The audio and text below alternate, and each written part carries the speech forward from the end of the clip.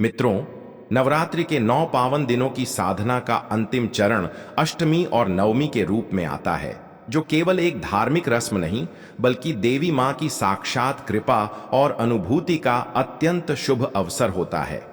ये 2 दिन ऐसे हैं जब साधक की साधना अपने चरम पर पहुंचती है और मां की शक्ति स्वयं भक्त के जीवन में प्रकट होकर उसे भय, अज्ञान और दुख से मुक्ति दिलाती है।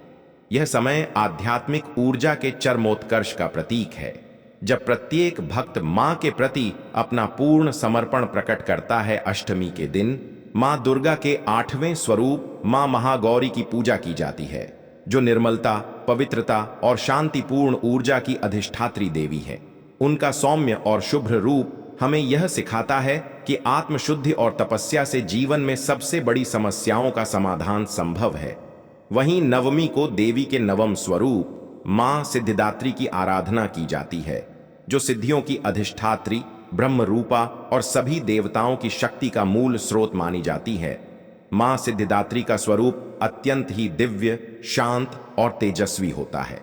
उनका शरीर उज्ज्वल आभा से चमकता है, जो ज्ञान, साक्षात्कार और ब्रह्मत्व का प्रतीक है। वे कमल के आसन पर विराजमान होती हैं, जो शांति और सौंदर्य का प्रतीक है। वहीं कई चित्रों में उन्हें सिंह या सिंहासन पर भी प्रतिष्ठित किया जाता है, जो उनके पराक्रम और सत्ता को दर्शाता है।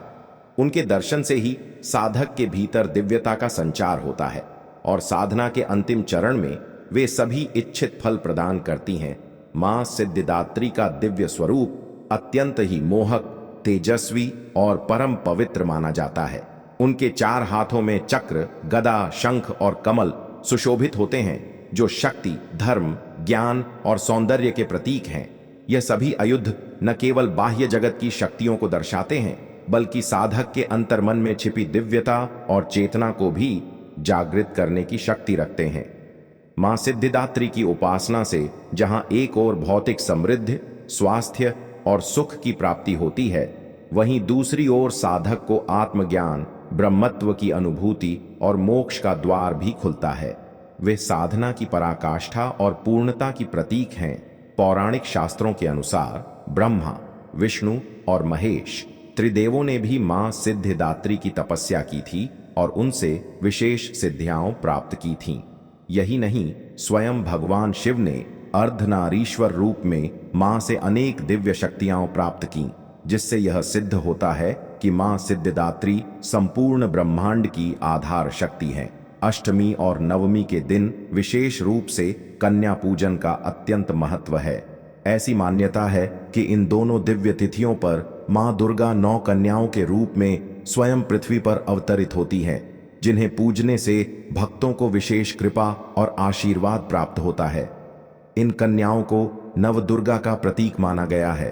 कुमारिका, त्रिमूर्ति, कल्याणी, रोहिणी, चंडिका, शांभवी, दुर्गा, सुभद्रा और अंबिका भक्तगण अपने घरों में इन बालिकाओं को ससम्मान आमंत्रित करते हैं। उनका पावन स्नान करवाकर, उनके चरण धोकर उन्हें पुष्प अर्पित करते हैं और फिर श्रद्धा पूर्वक हलवा, पूड़ी, काले चने और मिठाई का भोग लगाकर कन्याओं को प्रेम पूर्वक भोजन कराते हैं। इसके पश्चात उन्हें नववस्त्र, दक्षिणा, बिंदी, चूड़ियां और अन्य उपहार प्रदान किए जाते हैं। यह प्रक्रिया केवल एक परंपरा नहीं, बल्कि उस मातृशक्ति के प्रति हमारी कृतज्ञता का भाव है, जो इन कन्याओं के माध्यम से हमारे घर आती है। यह पूजन केवल एक धार्मिक अनुष्ठान भर नहीं, बल्कि स्त्री शक्ति, मातृत्व और दिव्यता के प्रति गहन श्रद्धा और सम्मान का प्रतीक है। नवमी तिथि, जब मां दुर्गा के अंतिम स्वरूप मां सिद्धिदात्री की आराधना की जाती है, उस दिन साधक न केवल अपने सांसारिक कर्तव्यों की पूर्ति करता है, बल्कि अपने अंतर्मन को ब्रह्म से जोड़ने की दिशा में एक महत्वपूर्ण कदम भी उठाता है। यह दिन आत्मा के परमात्मा से मिलन का प्रतीक है, एक ऐसी स्थिति जहां अहंकार समाप्त हो जाता है और केवल भक्ति, समर्पण और ज्ञान का प्रकाश रह जाता है। मां सिद्धिदात्री की उपासना करने वाले भक्तों को 8 सिद्धियां और 9 निधियां प्राप्त होती हैं। अणिमा सूक्ष्मतम रूप धारण करना, लघिमा हल्कापन, प्राप्ति इच्छित वस्तु को प्राप्त करना, प्राकाम्य इच्छा पूर्ति, महिमा बृहत्व प्राप्त करना, ईशित्व ईश्वर समान सत्ता व शित्व सब पर नियंत्रण और गारिमा भार युक्तता। यह सभी सिद्धियां केवल अलौकिक शक्तियां नहीं बल्कि आत्मा की पूर्णता की ओर संकेत करती हैं, जो मां की कृपा से संभव होती है। नवमी पूजन विधि अत्यंत सरल परंतु गहन श्रद्धा से परिपूर्ण होनी चाहिए। इस दिन प्रातःकाल ब्रह्म मुहूर्त में उठकर स्नान करें और स्वच्छ शुभ्र एवं सात्विक वस्त्र धारण करें। विशेषतः लाल, पीले या गुलाबी रंग के वस्त्र इस दिन अत्यंत शुभ माने जाते हैं।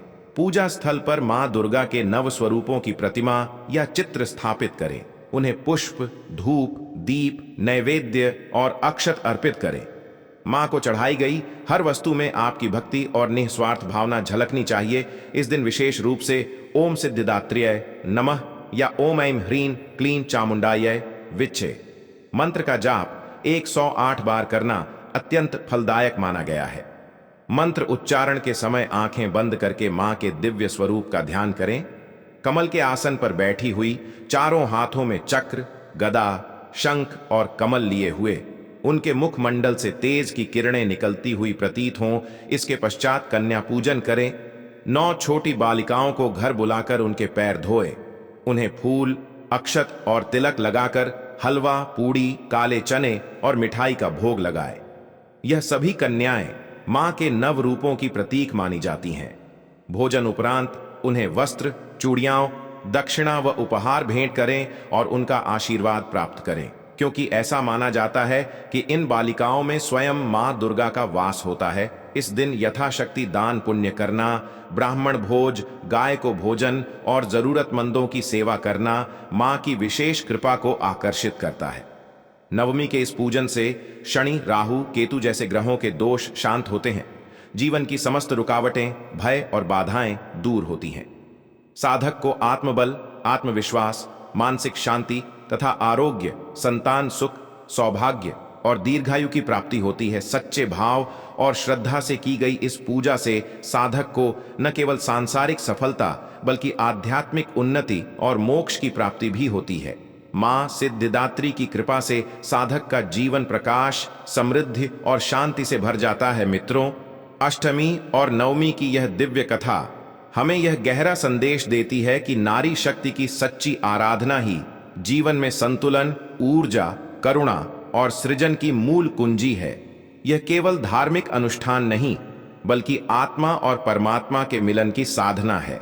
मां दुर्गा के सिद्धिदात्री रूप में हम उस अंतिम शक्ति को नमन करते हैं जो संपूर्ण ब्रह्मांड को चलायमान रखने वाली मूल ऊर्जा है।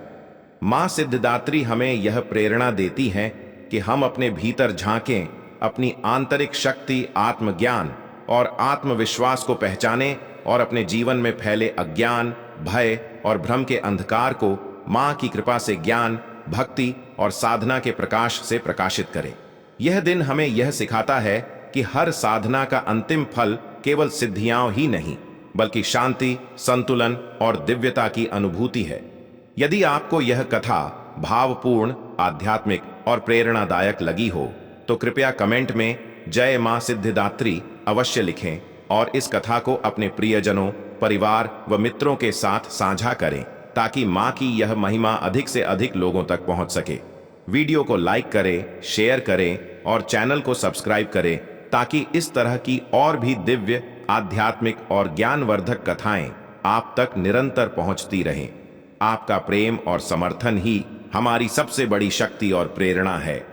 तो आइए हम सब मिलकर मां सिद्धिदात्री के चरणों में शीश नवाएं और उनके आशीर्वाद से अपने जीवन को प्रकाश, शक्ति और समृद्धि से भर दें। जय माता दी।